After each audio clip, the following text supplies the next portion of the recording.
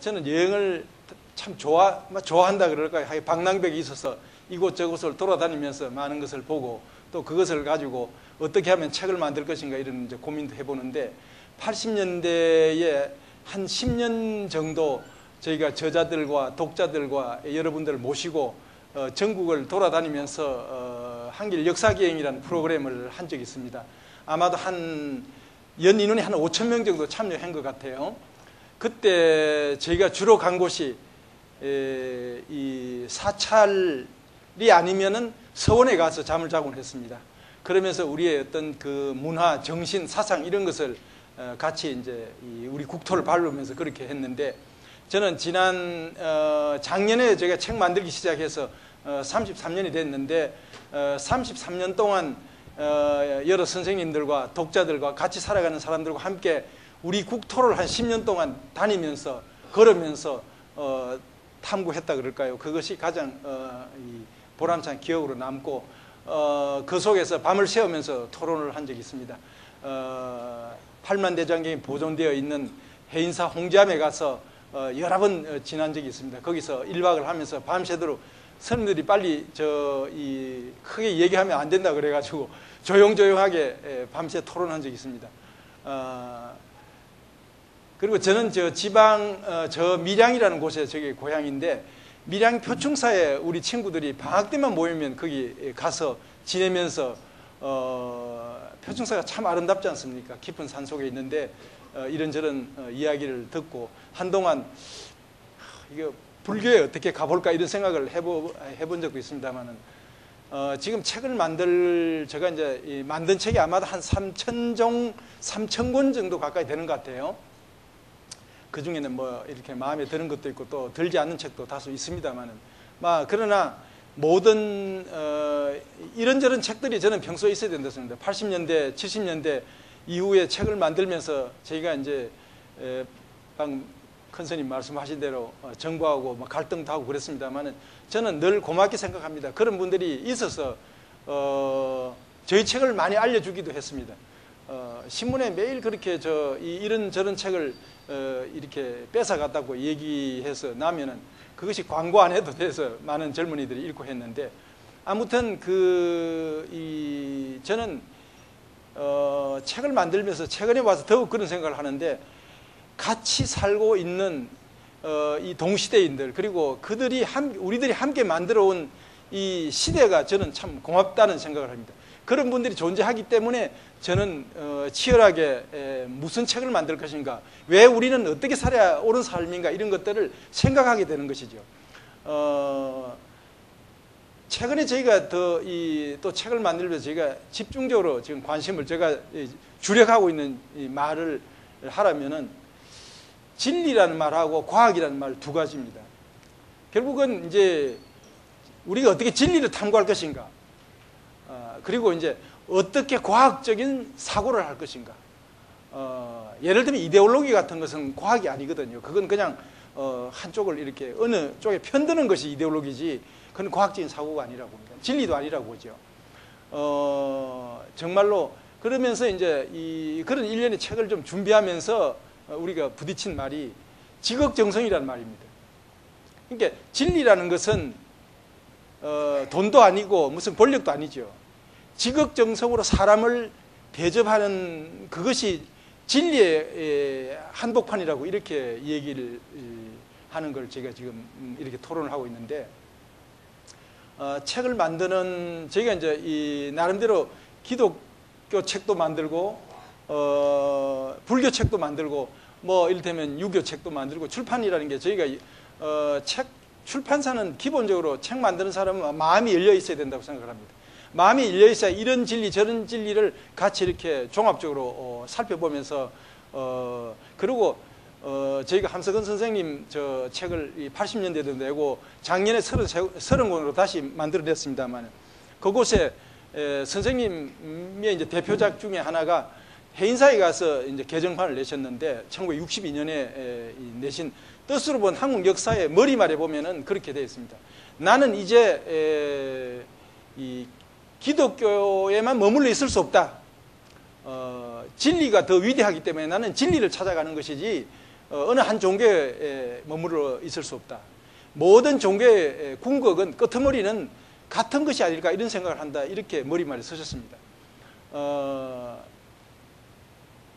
책은 이런저런 이런 생각 저런 진리 이런 진리 모든 사람들의 생각과 어떤 전통을 담아내는 어떤 큰 그릇이라고 볼 수가 있죠.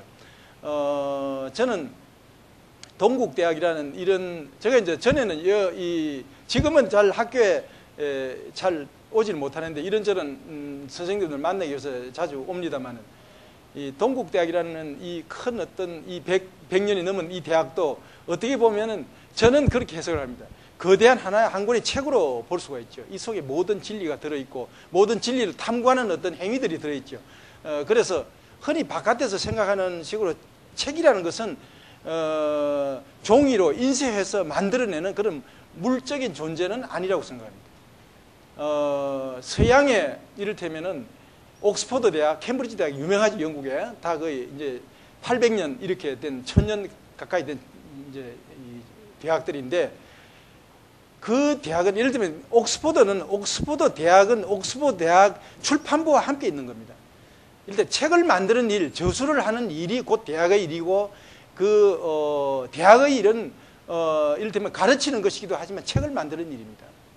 우리 한국 전통을 좀 살펴보면 아까 말씀하신 팔만대장경 저희가 한 15년 전, 20년 가까이 전에 책의 날이라는 것을 저희가 이 출판계가 나서서 제정하여서 지금 국립중앙도서관 앞에 거기 이렇게 비석이라고 표지판이 하나 세워져 있는데 그것이 책의 날을 이렇게 받드는 어떤 글이라는 이런 걸 붙여서 한 건데 그 방금 말씀하신 구텐베르가 우리보다는 검수 활자가 늦었어요. 그래서 팔만대장경을 처음에 상제할 때 그것을 우리 한국 책의 정말 그 원년으로 제가 봐서 그러니까 이제 책의 어떤 위대한 정신이랄까 이론이랄까 사상 이런 것을 한 번 더 우리가 우리 스스로 각인시키는 그런 작업의 일환으로 제가 해서 했습니다만은 일찍이 우리 이제 동방예의지국이라고 우리나라를 얘기하는데 이게 나라는 적고 하지만은 우리 조상들은 책을 만들고 책을 쓰고 책을 읽는 그런 분들이었다고 생각을 합니다. 제가 지금 잠깐 나눠드리는 그게 왜 일부러 처음에 여기서 말씀하시기를 요 조그만하게 몇 자 적어서 좀 주면 좋겠다고 했는데 제가 한사코 이것을 제가 프린트를 해 왔습니다. 제가 여러분 아시는 분 아시겠습니다만 파주 출판 도시를 만들고 저희가 이제 5년 전에 그걸 생각해서 시작을 했는데 출판 도시를 만들고 지금 1단계 끝나고 2단계 지금 진행되고 있습니다. 거기서 한 10km 정도 더 들어가면은 북한이 건너다 보이는 통일동산이 있고 통일동산 한가운데 저희가 문화예술 마을이라 해서 헤이리 마을이라는 마을을 만들었습니다. 헤이리 농요라는 헤이리 소리라는 농요가 그 동네 산을 넘어가면 그 동네에 있는데 전에 내려오는 건데 그게 농요죠. 그러니까 농사하면서 이제 이렇게 일할 때 신나게 노래 부르는 것이 헤이 하는 그 노래인데 거기에 이제 지금 문화예술 마을을 만들어서 미술가들도 있고 음악가들도 있고 영화 감독도 있고 저도 살고 있고 거기에 이제 여러 가지 뭐 책방도 이렇게 합니다만은 그 본래 거기 마을이 있었어요. 그 마을에서 마을이 있었는데 저는 처음에 이사 가서 집을 짓고 살려고 하면서 느낀 게 글 읽는 소리가 들린다는 느낌이 들었어요. 저는 이 아름다운 우리 국토의 구석구석에 마을이 있고 마을들이 참 아름답죠. 마을들이 위치한 곳이 참 아름다운데 그 마을들에 가면은 여러분 한번 소리를 들어보십시오. 그게 글 읽는 소리. 제가 어릴 때 우리 아저씨들 큰 아버지 아버님 이런 분들이 새벽에 4시에 일어나서 글을 읽습니다. 그 글 읽는 소리가 바로 우리들의 심성을 울리고 그것이 오늘의 우리를 존재하게 했다고 저는 생각합니다. 우리들의 영혼을 빛나게 했다고 생각을 합니다. 제가 해인사에 가서 그때 이제 연찬회도 하고 무슨 역사기행 하면서 새벽에 일어나서 이제 스님들이 일어나는데 이제 예불 하는 데를 아침 예불 하는 데를 가서 대웅전에서 하는 걸 보면서 제가 언뜻 들어오면서 이 창문 있는 게 너무 아름답잖아요. 근데 너무너무 그 소리가 저는 아름다웠어요. 그건 그냥 반주 없이 그냥 그 독경하는 어떤 예불하는 그 소리가 너무나 이게 법당의 이 소리가 울림이 좋기 때문에 거기서 울려 나오는 소리가 저는 대단한 어떤 그 교향곡이라고 생각을 했습니다. 그리고 이제 행사에서 보니까 저는 참 그때 한문으로 하지 않고 우리말로 그냥 그 예불을 하는 걸 제가 들었습니다. 그 글 읽는 소리, 연불을 하는 것도 결국 글 읽는 소리죠. 진리를 이야기하는 소리죠. 그 소리를 들으면서 이게 정말 어떻게 그런 가슴을 치는 어떤 그런 걸 느꼈습니다만은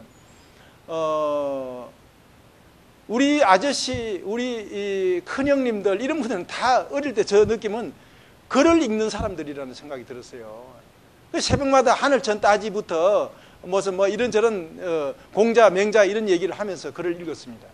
그래서 저는 처음부터 모든 것을 알 수 없다고 저는 생각합니다. 일을 하다가 보면은 자기 길을 만들고 자기 길을 가다 보면 자기 생각을 만드는 거죠. 그것이 사상이라고 생각을 합니다. 정신이라고 생각을 합니다. 저는 책을 만들고자 하는 생각이 물론 있었죠. 기자하면서 책에 대한 책도 모으고 하고 했습니다만 책이라는 것이 책을 왜 만드느냐, 책의 정신이 뭐냐 이걸 처음에는 저는 몰랐습니다. 일을 한 몇십 년 하면서 저는 체험으로 책이라는 것이 얼마나 중요하다, 책이라는 것이 우리 인간에게 어떤 의미를 갖는다 이런 생각을 자꾸 하게 됩니다. 저는 우리 지금 김연아 저도 다 그러니까 인간에게 저는 흔히 이제 성선설, 성악설이라는 이런 얘기를 합니다만은 아름다운 것을 보면 우리는 감동합니다. 어린 아이를 보면 우리는 감동해요. 그런 걸 보면서 저는 참 인간이 어떤 그 본래부터 어떤 착한 어떤 네거티브하지 않고 포지티브한 어떤 생각을 갖고 있는 것 같아요.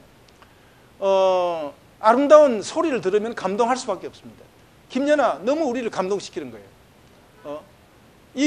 이 공간이 저를 또 감동시키는 겁니다.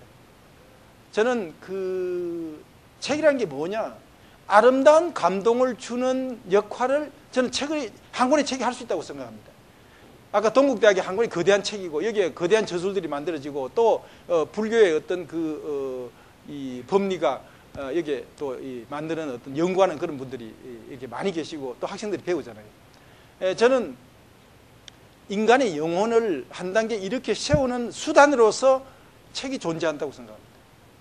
저는 우리 국가 사회가 지금 굉장히 큰 가능성도 있고 여러 가지 문제도 있습니다만은 그러면은 이 최근에 저희가 만드는 것이 이제 이 국가의 품격이라는 이런 주제로 제가 책을 하나 만들고 있는데 정말로 이 품격 있는 사회가 뭐냐, 품격 있는 우리 삶이 뭐냐 이런 것들을 이제 생각하면서 이제 책을 기획을 하고 있는데 이를테면은 약자에 대한 배려 같은 것, 아름다움을 어떻게 즐길 거냐, 서로 아름다운 어떤 생각을 서로 나눌 거냐, 또는 어떤 말을 어떻게 잘할 것이냐 이런 것들이 다 품격에 연관되는 문제인데 궁극적으로 지금 제일 비판을 받고 있는 건 정치죠.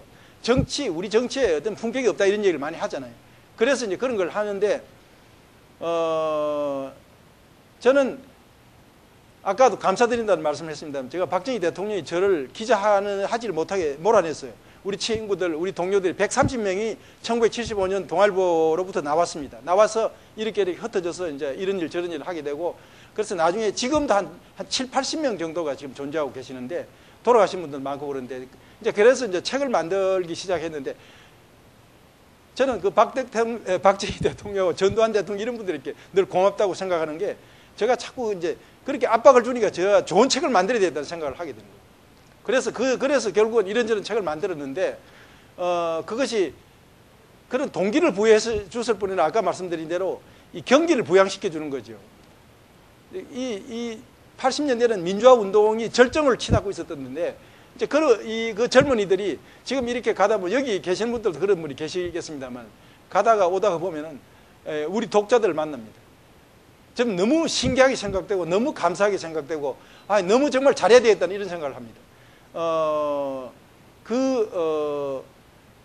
저는 그런 점에서 70년대, 80년대의 정치 상황이 새로운 책을 지향하고 책을 발견하고 책의 의미를 부각시켰다는 점에서 저는 위대하다고 생각합니다. 그분들까지 포함해서 우리 사회가 그러니까 이 문명된 사회, 개명된 사회는 책을 읽고 책을 만들고 책을 쓰는 사회죠. 아까 말씀드린 대로 영국의 옥스퍼드, 캠브리지 저희 가봤습니다만 그 도서관이 이 예를 들면은 캠브리지 대학에 도서관 한 개 있는 게 아닙니다. 도서관이 110개인가 있어요. 각 캠퍼스마다 아름다운 책들이 놓여 있어요. 그러니까 제가 주로 아까 여행을 간다 그랬으면 저는 주로 그런 여행을 갑니다. 도서관 여행이든지 책이 있는 곳을 찾아가는 겁니다. 좋은 책이 있으면 그걸 사는 운동을 합니다. 왜냐하면 그 영혼을 200년, 300년 전에 만든 그 책을 만나면서 저도 이제 새롭게 이제 생각을 다시 하는 거죠. 우리 사회가 지금 이제 경박하다는 얘기를 많이 하죠. 좀 천박한 부분이 상당히 있어요. 너무 물질지향적이고. 그러니까 어느 정도 살다가 보면은 이제 우리는 이제는 이 물질 먹고 사는 문제, 일단 뭐 술 많이 마시고 또는 반만이 이제 아직도 가난하고 어려운 사람들이 많이 있습니다만은 그것은 제가 1987년에 네팔을 여행하면서 너무 충격을 받은 게 우리 6.25 이전보다 더 못 사는 어떤 곳에서 아이들이 이렇게 사진 찍으면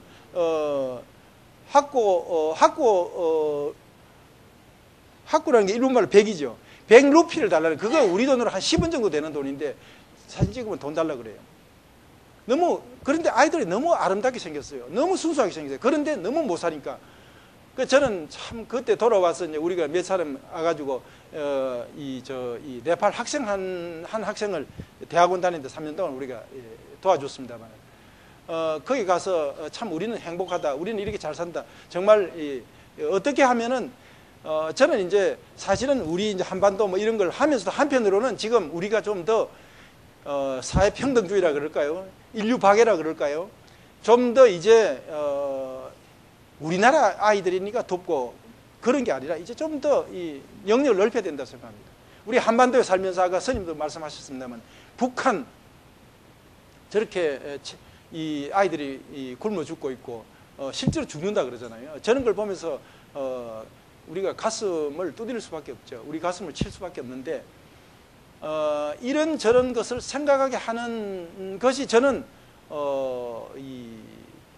저 스스로에게 거든요.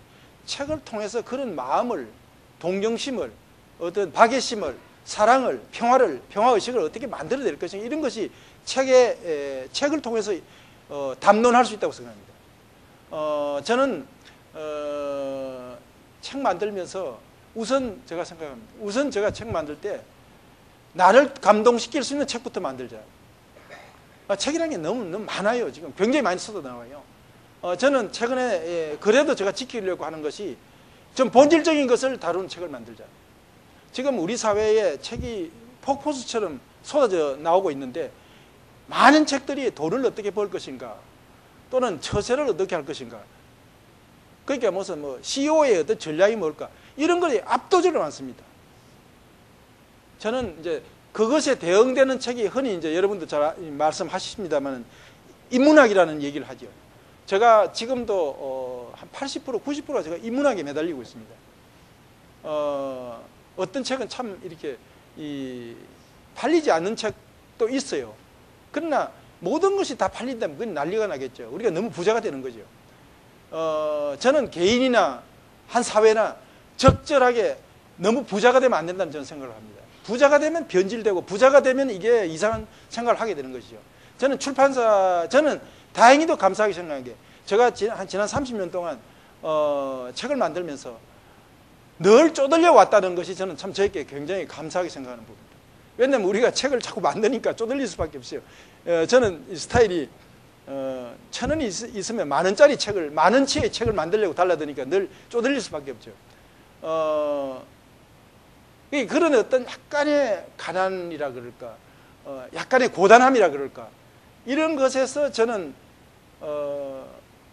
책을 만들어 오니까 저는 지금도 제가 68년에 동아일보 들어갔으니까 지금 사회생활 지금 하면은 42년째 하고 있는데 어떻게 보면 42년 너무 많아요. 어떻게 보면 옛날 우리 할아버지, 아버지들을 생각하면 저도 그것보다 훨씬 나이가 많아져 버렸는데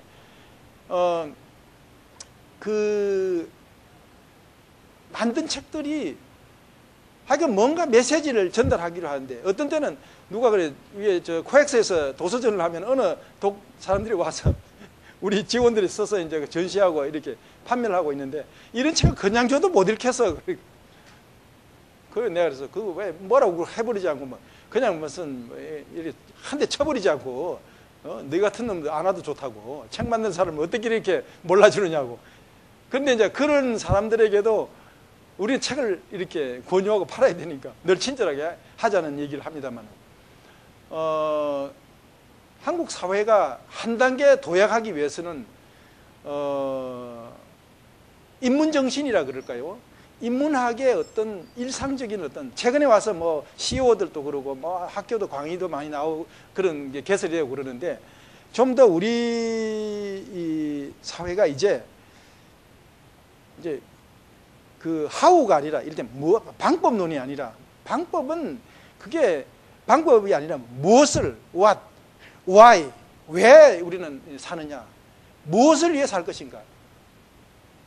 제가 1978년에 낸 책이 조그만 책인데 어떻게 살 것인가라는 책을 하나 기획한 적이 있어요. 거기에 이제 뭐 이 김수환 추기경님도 있고 법정스님도 있고 뭐 고은 선생 시인도 있고 그 다음에 뭐 이 송건호 선생 돌아가신 우리 저 동아일보 같이 모시고 있던 송건호 선생도 있고 이런 분들에게 제가 질문했습니다. 어떻게 살 것인가에 대해서 글을 써주십시오.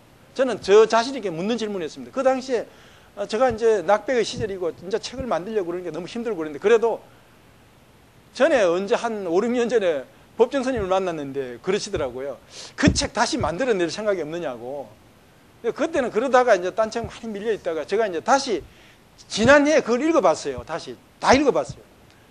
너무너무 좋다는 생각이 들어요. 이 본질을 이야기하기 때문에 30년이 지났어도 세월에 큰 변함이 참 그 본질 그 책에 변함이 없다는 생각이 들었어요. 그래서 우리가 어떻게 이거 다시 만들 수 없을까 막 이러다가 이제 결국 아직도 못 만들고 있습니다만은 본질적인 질문을 우리 자신들에게 하는 대대적인 도덕 재무장 운동이 일어나야 된다는 생각을 저는 한 출판인으로서 하고 있습니다. 지금 미국이 지금 어쨌든 지금 세계 최대 강국입니다. 그건 다르게 볼 수 있어요. 미국에 가면은 미국의 서점에 가면은 가장 좋은 책들이 가장 많이 나와 있습니다. 그걸 우리가 알아야 됩니다. 우리가 그냥 이렇게 뭐 이제 무슨 자동차 좀 만든다고 해서 그것이 1급 국가가 아니라고 저는 생각합니다. 일본 가보면은 정말로 아직도 다양한 책이 나와요. 일본이 저렇게 우리가 생각하는 것보다 달라요. 저는 이제 책을 통한 동아시아 출판인 회의라는 것을 이제 중국, 한국, 일본, 홍콩, 대만 이렇게 5개 나라 인문학 출판사들이 만나가지고 책을 통해서 소통하자. 세미나 각국 이 학자들이 모여가지고 그냥 좀 심하게 말하면은 그냥 그 이런 분위기에서 그냥 토론하다 끝나버려요. 우리 책을 만들어서 책을 만들어서 서로 소통시키자. 예를 들면 우리 불교 정신, 중국 불교, 일본 이걸 한 책에 넣어서 좀 할 수 없느냐? 미술을 할 수 없느냐? 예를 들면 음식 문화를 어떻게 통할적으로 좀 볼 수 없느냐?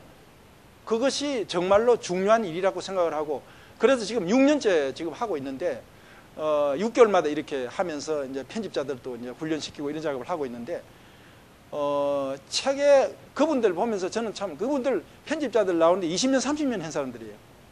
참 놀라운 어떤 그런 것을 발견하고 그게 책 만든 사람은 뭐 서로 소통되기 때문에 그렇게 지금 합니다만 그래서 동아시아 100권의 책을 뽑아서 한국 책 26권을 뽑았습니다만 그래가지고 그 책을 서로 좀 읽자, 소통시키자. 그러다 보면은 좀 정치적 갈등, 경제적 갈등도 좀 줄어들지 않겠느냐. 민간인끼리 서로 교류하면서 이런 얘기를 합니다만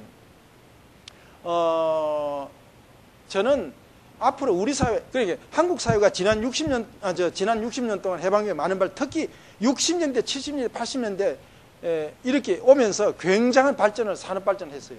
경제 발전, 이른바 경제 발전을 대단하게 하는데 그것은 저는 그 홍릉에 저희가 이제 안암동에 회사를 좀 있었습니다. 홍릉에 가면은 그 과학기술 무슨 뭐 그런 어떤 그 엔지니어들이 한동안 거기서 연구를 했죠. 그런 산업 과학기술자들, 산업 엔지니어들이 굉장히 중요한 거죠. 이를테면 울산공업단지로 상징되는 어떤 거기에 이를테면 기술자들, 산업기술자들, 과학기술자들이 일을 해서 그것이 우리 경제를 이렇게 세웠습니다. 이제는 그것만 가지고 안 되는 거죠. 이 21세기 지식정보사회라고 그러잖아요. 이를테면 아날로그적인 것에 토대를 둔 디지털 지금 혁명 시대가 지금 우리한테 와 있는데, 저는 그래서 지식 정보 시대를 품격 있게 만드는 지식 정보 사회가 세계를 리드하는 것이죠. 빌 게이츠 같은 사람이 품격 있는 그런 어떤 기업인 아닙니까? 도네이션 할 줄 알고 이웃 나라도 도울 줄 알고. 지난번에 저희가 사실은 너무 놀랐어요. IT가 사태가 났을 때 저는 처음부터 어느 신문을 보니까 너무 기사를 적게 다뤘어요. 저도 신문을 했기 때문에 그런 게 관심이 있어요. 왜 이렇게 작게 다루느냐. 이게 몇천 명이 죽어가는데 이게 그냥 요거만하게 다뤘어요. 이거 벌써 이 세계적인 마인드가 없는 거죠. 그러다 나중에 이제 계속됩니다만. 근데 정부에서 발표한 게 무슨 뭐 10만 달러인가 뭐 이렇게 주겠다고 처음에 그렇게 얘기했죠. 나중에 그 문제가 되니까 더 이를테면 100만 달러인가 뭐 어떻게 뭐. 이게 도대체 이 나라가 그러니까 내가 이제 월급이 한 저기 500만 원 되면서 한 몇만 원 내는 거예요. 그게. 이건 나 자신에 대해서 부끄러운 일이죠. 그런데 이제 그런 얘기를 하니까 나중에 이제 여론이 됐는지 그게 정부에서도 돈을 더 내게 됐어요. 그러니까 내가 무엇을 해야 될 건가? 내가 지금 하고 있는 일이 어떤 건가? 이런 것들을 끊임없이 이 생각, 본질적으로 생각. 신문이라는 것은요. 저도 신문사에서 보고 뭐 이래 했습니다만, 신문 방송이라는 것은 매일매일 흘러가는 그때의 이야기를 좀 심하게 말하면 상업적으로 쏟아져 내고 있어요. 저는 한국 신문을 믿지 않습니다. 한국 신문이 이래가지고는 좋은 나라를 만들 수 없다는 생각을 저는 하고 있어요. 너무 자사 이기적인 어떤, 예를 들면은 여러분 보십시오. 아무리 르누아르가 좋다는 좋은 그림이지만은 그걸 매일처럼 이게 신문에 나면 매일처럼 광고를 해줬게요. 어느 사람은 왔다고 그러고 말이에요. 그렇게. 그러니까 이게 절제하고 뭘 해야 되는 건데, 그래서 이제 좀 본질적인 것을 다루는 것이 책입니다. 저는 21세기 우리 사회를 정말로 제대로 만들기 위해서는 좋은 편집자를 만들어내는 그 작업이 이루어지자마자 이른바 에디터들입니다. 저는 저는 이제 기본적으로 뭐 어떤 종교를 갖고 있다기보다는 종교의 진리 그 자체, 이슬람이 주장하는 좋은 점, 또는 기독교, 천주교 다 친구들이 있고, 여기 불교 쪽에도 친구 있고, 지금도 제가 불교에 관한 책도 냈습니다. 지금도 큰 암병 강의라 그럴까요? 그거를 지금 이런 책으로 15권 지금 만들고 있는 중입니다. 그게 뭐 비즈니스 될지 안 될지 모르겠습니다만. 근데 이제 그런 걸 하면서 한국 불교가 이를테면은 제가 그렇게 말씀드리고 싶어요. 정말로 이거 어마어마한 문화재거든요. 한국 문화사, 정신사, 어떤 예술사가 여기 다 들어있다고 봐야 돼요.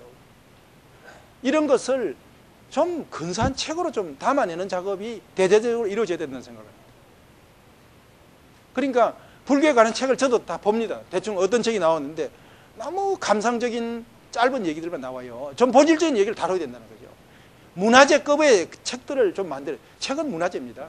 그 시대의 수준을 볼 수 있는 그 시대에 만들어낸 책의 어떤 품격과 그 콘텐츠와 그 저술의 수준을 가지고 그 시대를 평가할 수 있잖아요. 저는 예를 들면 16사다. 제가 그랬어요. 해인사 가면서 해인사만 가지고도 책을 내가 수십 권 만들 수 있겠다는 생각을 늘 해요. 그 아름다운 문화재, 그 정신, 그 위대한 스님들 이야기, 그게 오늘 우리에게 그대로 통용될 수 있다고 생각합니다. 그 아름다운 자연, 부분적으로 물론 책이 안 나온 건 아닙니다만, 저는 정말로 이것을 좀 불교 관계에 계시는 어른들이 좀 이제 성찰하셔가지고 그것이 우리 불교를 새로운 르네상스를 만들 수 있는 어떤 힘이 된다고 생각해요. 그러니까 책 없이 뭘 할 수 있지 않습니다. 미국이 책으로 합니다. 그런 저술들이 끊임없이 나와요. 제가 뉴욕타임즈 북리뷰라는 그 아주 좋은 잡지인데 책 소개하는 잡지를 봅니다만 참 놀라운 수준의 서평이 실려요. 한국 사회는 이른바 리뷰하는, 그게 이를테면 그 비평하는 안목이 없어요. 안목이 없고 안 해요, 아무도. 음악을 누가 하면은 장영주가 왔다. 그 음악 연주를 보고 음악평을 써야죠. 음악회 한다는 소리만 해요. 그러니까 우리 사회가 올라가지 않는 거죠. 이게 음악적인 게. 책도 마찬가지입니다. 어떤 책을 만들어 놓으면 서평이 하나도 안 돼요. 응? 그 누가 서평을 해줘서 그 저자들도 각심하고, 또 독자들도 그래 새로운 어떤 걸 해야 된다고요. 그러니까 우리가 저는 우리 불교의 위대한 사상이 이게 이 우리 국토에 잠겨져 있어요. 이것을 다시 이렇게 해서 살아있는 어떤 오늘의 진리로 만드는 어떤 말씀으로 만드는 책이라는 것은 말씀을 담아내는 그릇입니다. 이런 어떤 작업을 좀 하자는 거죠, 저는. 그래야 우리 문화의 풍요로움, 아름다움. 전에 돌아가셨습니다만 사진작가 스님 있잖아요. 이 창살 이런 거. 그게 정말 현대적이고 좋은 걸 많이 할 수 있어요. 우리 사찰의 어떤 이 건축 양식 이런 거 가지고 대단하게 우리를 새로운 차원으로 이렇게 세울 수 있다고 저는 생각합니다. 그래서 지금 우리 사회에 르네상스라는 말이 좀 많이 나옵니다만은 좀 이 불교의 어떤 위대한 정신 사상 이런 것 또는 아름다운 문화재 또 자연하고 있잖아요. 한국의 가장 아름다운 곳이 다 절이 사찰이 존재하잖아요. 이것을 한꺼번에 총체적으로 담아내는 출판 작업을 좀 하자는 것이 저는 한 20년, 30년부터 그 생각을 했어요. 이게 너무너무 중요한 존재이기 때문에 저는 이를테면 예산이 제가 한동안 한번 접촉돼요. 우리가 이 책을 만들 테니까 좀 어떻게 저하고 같이 좀 의논을 해서 해보자고. 이게 저는 그래야 불교 신자들도 늘어난다고 생각을 합니다. 신자가 많다 적다 그런 게 아니라 그게 뭐 그런 것을 우리가 노리는 게 아니라 예를 들면 불교적 어떤 진실이라 그럴까요? 진리라 그럴까요? 제가 얼마 전에 이 사명당 평전을 냈습니다. 제가 이제 밀양이기 때문에 사명당 사명당 스님이 밀양 출신 아닙니까? 그 땀난다 해가지고 가고 있네. 그런 것이 아니라 제가 어릴 때부터 많이 이제 그 얘기를 들었기 때문에 저한테는 각인돼 있어요. 사명당 스님의 위대한 행적이 저한테는 각인돼 있기 때문에 마침 또 글 쓰신 분이 동대 여기 은퇴하신 역사 선생님이라서 무조건 하십시다 그래가 했는데 어디 사명당 뿐이겠습니까? 저는 위대한 어떤 우리 스님들 그들의 어떤 그 말씀 이런 것을 아름다운 책으로 좀 만드는 작업을 좀 하는 것이 우리 문화를 세계화시키고 우리의 어떤 한국인의 어떤 정신 또는 어떤 도덕을 갖다가 키우는 길이라고 저는 생각을 합니다. 왜냐하면 책을 만들다 보면은 그런 이제 좀 더 심하게 말하면 전략적인 이 마인드도 생겨요.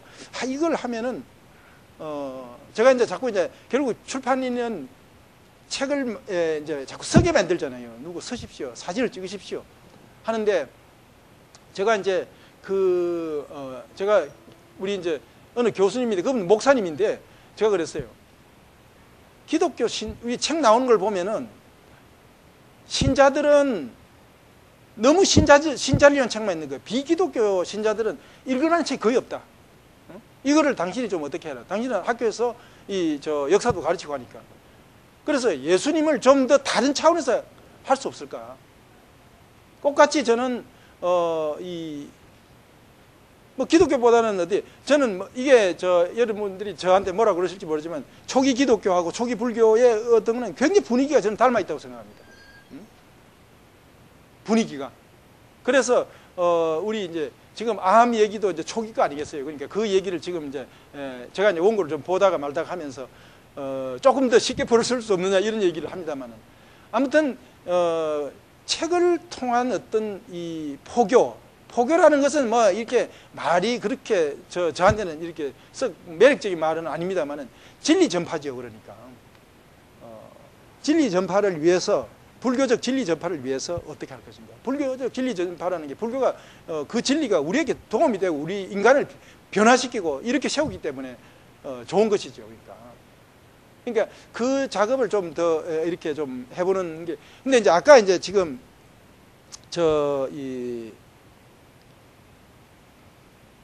그 에디터라고 얘기했습니다만 80년대, 70년대, 80년대까지 그 한국 사회를 이렇게 세운 것이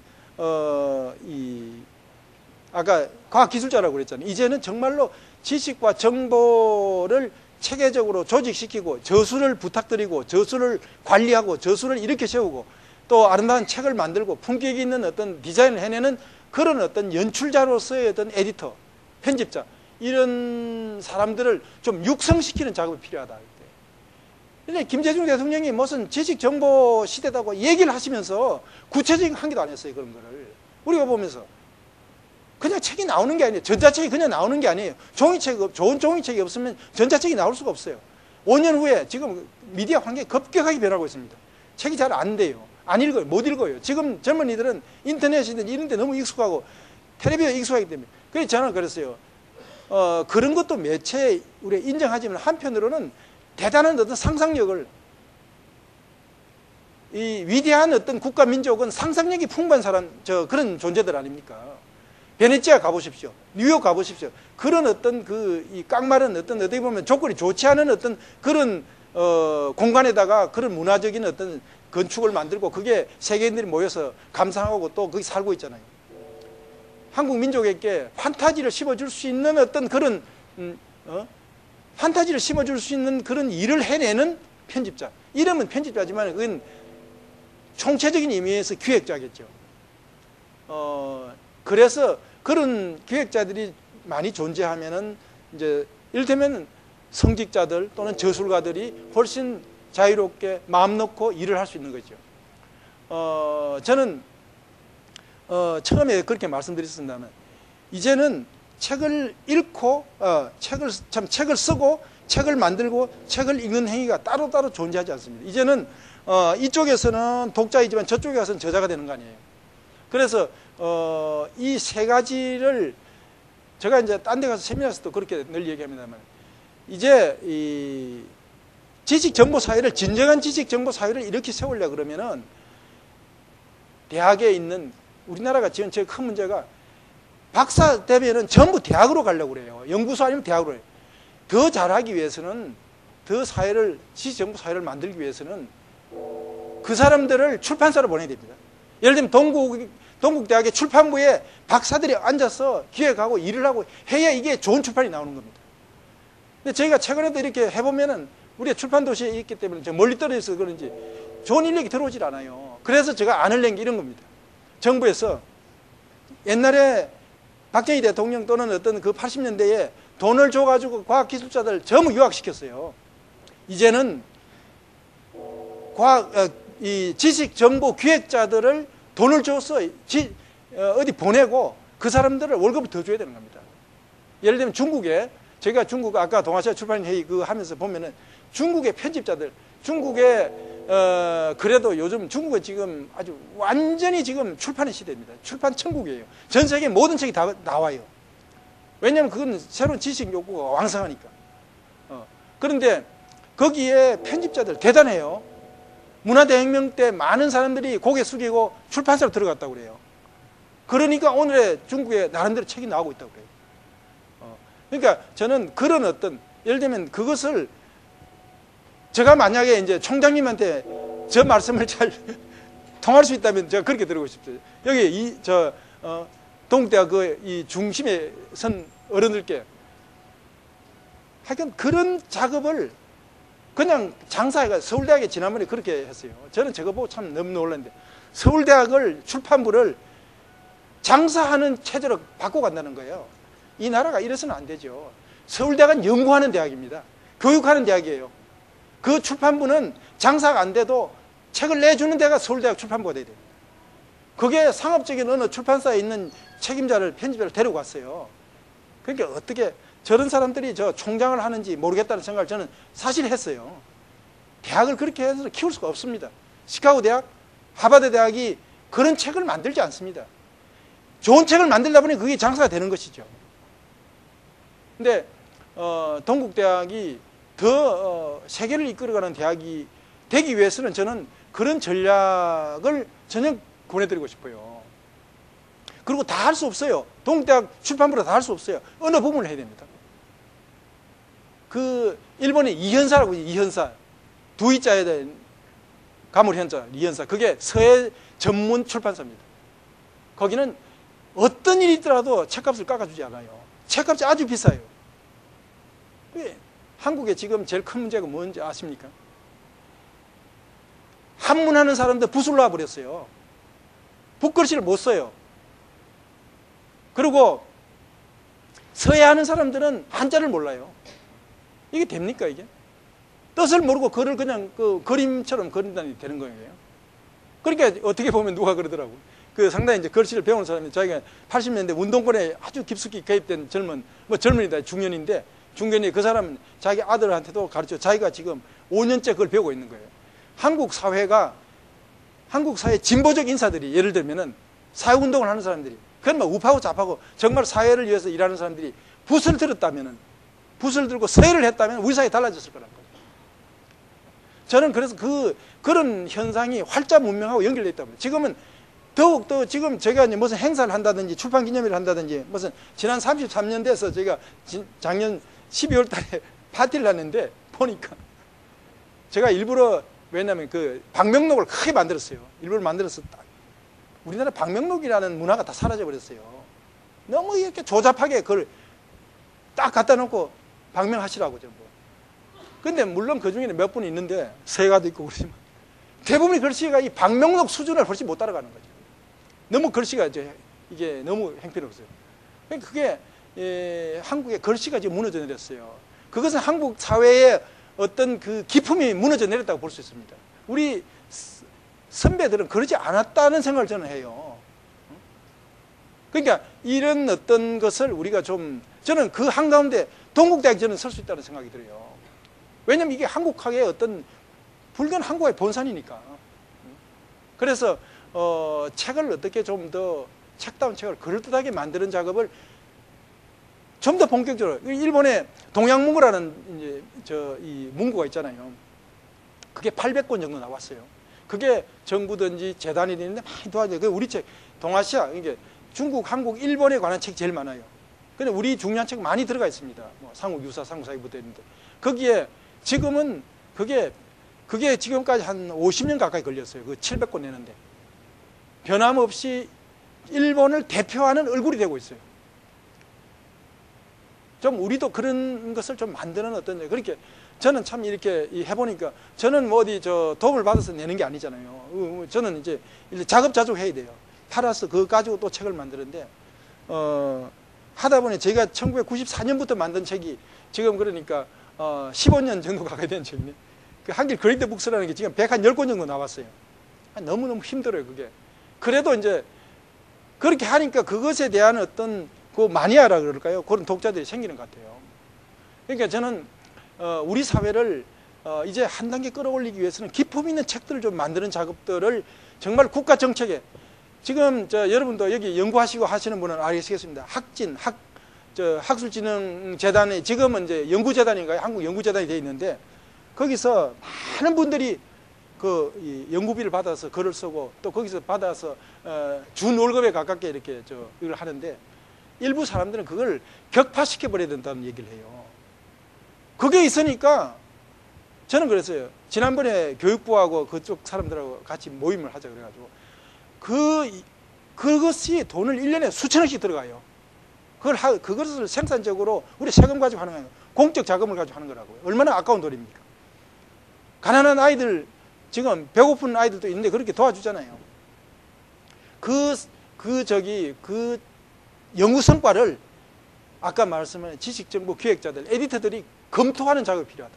검토해 책을 내지 않으면 의미가 없다. 선반 위에 얹어놓는 인터넷에 올려놓는다고 자기들이 얘기해요. 안에 넣어놓는데 넣어놓고 누가 봅니까? 몇 살이 뭡니까? 그렇게 돈을 들였으면 이 천하에 공개를 해야 돼요. 제대로 된 연구가 됐는지 안 됐는지. 그건 결국 책으로 가령하는 길밖에 없죠. 그걸 하려고 그러니까 편집자들을 육성시키고 편집자들 예를 들면 월급을 출판사에서 200만 원 주면은 국가에서 200만 원 줘, 400만 원 줘, 딴 데보다 더 좋은 조건으로 일을 시켜야 돼요. 그러니까 그러면은 그 연구가 효과가 나는데 그거 검토 안 하고 전부 선반에 다 얹어놓는 연구를 하는 건 안 된다는 거예요. 죽은 연구가 되는. 그러니까 우리가 살아있는 지식과 정보를 만들어내는 작업이 그게 책 만드는 작업이라고 생각해요, 저는. 그러니까 앞으로 우리도 이제 그런데 좀 눈을 뜨고, 지금도 제가 책 만드는 사람이 아니라 책 만드는 일이 소중하기 때문에 책 만드는 사람을 존중하는, 존경하는 사회풍土를 만들어야 되는 거죠. 편집자들이 그냥 단순한 기능공들이 아니에요. 뭘 알지 못하면 어떻게 책을 만들겠습니까? 좋은 책, 학술적인 사람들하고 학자들하고 대화할 수 있어야죠. 그렇기 때문에 책이 중요하기 때문에 저는 출판사는 부자가 돼야 된다는 생각을 해요. 좋은 책을 만들기 위해서는 기본이 들어가는 겁니다. 종이를 공짜로 가져올 수 없잖아요. 근데 저는 그런 얘기를 이렇게 하면은 자기가 출판사이기 때문에 한다 이런 소리를 제가 듣기 싫어가지고 참 하기가 미안해요. 이제는 결국은 이를테면 제가 보십시오. 제가 전에부터 하고 싶은 게 아직도 못하고 있는 게 15년 전부터 하고 싶은 게 우주에 관한 책입니다. 미안합니다. 우주에 관한 책, 지금 우주 시대가 열리고 있잖아요. 우주라는 게 그냥이 아니라 생명학, 생물학, 뭐 물리학, 뭐 다 들어가는 거예요. 수학 다 들어가는 거예요. 그 우주과학을 하는 것은 현재 발전된 인문학, 사회학의 총화로서 우주과학이 나오는 거죠. 먹는 거 문제도 그것도 해결돼야 되니까. 근데 이제 우주과학에 관해서 이 책을 한 좀 만들면은, 야, 이게 정말로 아이들에게 재밌게 만들면 좋겠다는데, 대부분의 우주과학 하는 분들은 아주 전문가들이기 때문에 책을 잘 안 써요. 그리고 또 독자가 몇 명이에요. 그래서 저는 일본에서는 우주과학을 혹성과학이라 그렇게 표현하는데, 거기에 이완함이라는 좋은 출판사에서 12권짜리인가 13권짜리를 만들어서 지금 10년 전에 지금 돌아가신 어느 우리 저자분하고, 야, 저거라도 번역을 할까? 이런 생각을 했습니다. 예를 들면 좋은 배에 관한 책들이 많으면 배 산업이 발전하고 배 과학이 발달하는 거죠. 책이라는 건 그냥 존재하는 거라서 인간을 인간답게 만들고 그 사회를 도덕적인 사회로 만드는 원천이 저는 책이라고 생각합니다. 그러니까 좋은 책 만드는 사회는 그게 희망이 있는 거죠. 미국 가니까 그러더래요. 오래전에 제가 한 20년 가니까 어느 시카고 대학 유학하는 학생이 미국이 망하더라도 제일 늦게 망할 거라고. 왜냐하면 좋은 책이 많이 나온다는 거죠. 그 가면 뭐 어마어마한 책들이 나와요. 그러니까 어떤 데 보면은, 최근에 우리 책도 많이 이를테면 적게 나오는 건 아닌데, 하나 안타까운 것은, 그게 과도기로서는 어쩔 수 없는데, 여러분 신문 한번 보세요. 주말에 토요일마다 그 북리뷰 비슷한 걸 하는데, 80%가 외국 책 소개합니다. 이게 저는 문제가 있다고 봅니다. 미진하지만은 우리 저자들을 존중해야 되는 거죠. 그래야 또 나중에 잘 만들지 않겠어요. 우선 맥도날드가 좋다고 볼 수 있죠. 그러나 맥도날드 그 음식 먹으면 우리가 먹고 되겠어요? 어디?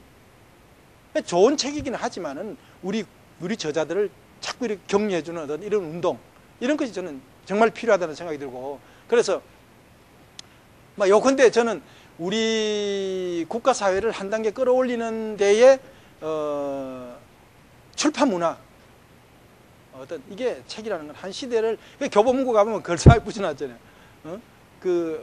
책은 사람을 만들고 사람은 책을 만든다 이렇게 하는데, 책 없이 책 읽는 소리가 지금 책 읽는 소리, 그래서 이제 낭독한다는 이런 것들이 작년에 우리가 함석 선생님 저작집 내고 나서 1년 동안 11번에 걸쳐서 해봤습니다만 참 좋아해요. 그게 저는 이런 공간들 많잖아요. 저는 그런 공간들에서 시 읽는 운동, 책을 산문이라도 읽으면 훨씬 다르게 느껴지니까요.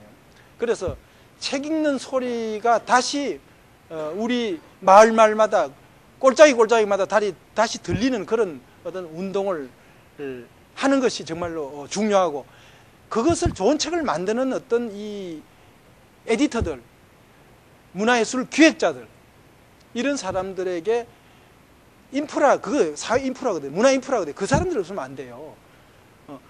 예를 들면 여러분 아까 선생님 말씀하셨습니다만 출판도시에 하고 헤이리에 한번 안 오신 분들 한번 보시는 게 좋을 것 같아요. 여러 측면에서 왜 저걸 저렇게 만들었냐, 그리고 이제 거기서 무슨 일이 이루어지고 있냐. 특히 건축적인 그런 것들이 지금 상당히 이제 한국 사회에 지난 10년 전부터 한국 사회를 건축적으로 혁명적인 변화를 시키는 원천이 출판도시하고 헤이리라고 저는 보고 있습니다. 그때 생긴 이후에 집들이 확 달라지기 시작했어요. 그것도 하나의 책이죠. 오늘 우리들이 모여서 이야기하는 이것을 책으로 저는, 그래서 최근에 제가 지금 하도 이제 젊은이들이 책을 잘 못 읽으니까 대화를 해서 책을 만들고 있습니다. 그러니까 이제 인문적 담론을 해서 이를테면 1000매, 2000매, 3000매 이렇게 해가지고 지금 하고 있는데, 저는 지금 이제 그렇게 하니까 사람들이 조금 더 쉽게 접근하는 것 같아요. 젊은이들이 이야기라고 한다든지 대화를 하니까. 그래서 저는 결국은 우리 이 스님들 또는 큰 스님들 또는 우리 옛날에 그 위대한 사상가들은 다 대화로 만들어진 거죠. 플라톤도 대화죠. 그래서 이 책 읽고 대화하고 생각하고 우리 교육이라는 게 지금 저는 옛날부터 그 주장을 했습니다. 교육 뭐냐네 교육이. 아니 책 읽히고 생각하고 토론하게 하는 것이 교육이지 동그라미하고 X하고 이 교육이 아니거든요. 생각하는 힘을 키워주는 건데 그것은 다른 방법밖에 없어요. 책 읽히는 방법밖에 없어요. 제가 지금 이 파주에 있으면서 출판도시 그 뒤쪽에 봉일천 고등학교라 시설 고등학교가 있는데 제가 학부모도 아니면서 제가 학교 운영위원을 하면서 어쨌든 책을 읽히는 운동을 하자. 그래서 이제 금년에 첫 졸업을 했는데 서울에 대학을 많이 갔어요. 그러면서 우리가 책도 가끔 모아서 이제 출판도시에서 이렇게 많이는 주지 못하는 그 학교는 우리가 도울 수 있지 않겠냐 하는데 책 읽는 힘이 어떤 집단의 힘이 되고 그것이 국가 사회 또는 어떤 사상적 집단의 어떤 원천이 된다는 생각을 계속하면서 우리 함께 손잡고 좋은 책을 만드는 운동, 좋은 책을 읽는 운동, 좋은 책을 쓰는 운동 이런 걸 해야 된다는 생각을 다시 한번 강조해서 말씀드리면서 우선 제 말씀 끝내도록 하겠습니다. 감사합니다.